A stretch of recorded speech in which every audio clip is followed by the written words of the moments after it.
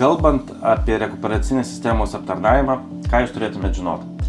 Tai turbūt pirmas ir vienas iš pagrindinių dalykų tai yra filtrai.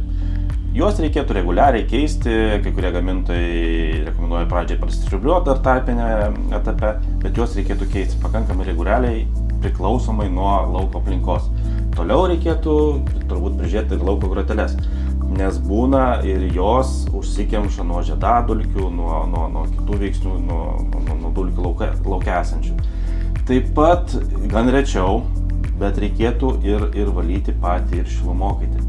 Tai nėra kasmetinis tas valymas, reikėtų gal nuo gamintojo priklauso, vėl nuo užterštumo galbūt, tai gal kas 5, kas 7 metus reikėtų pasitikrinti, ar tikrai neužteršęs, ar jį nereikėtų praplauti, kad jo naudingumas būtų geresnis, kad atiduotų tą šilumą pilną taip, kaip buvo pačioj pradžiai. Tai kviečiame pasitikrinti, kada paskutinį kartą darėte aptarnavimą, žiūrėjote rekuperatorių ir tikrai tai atsipirks.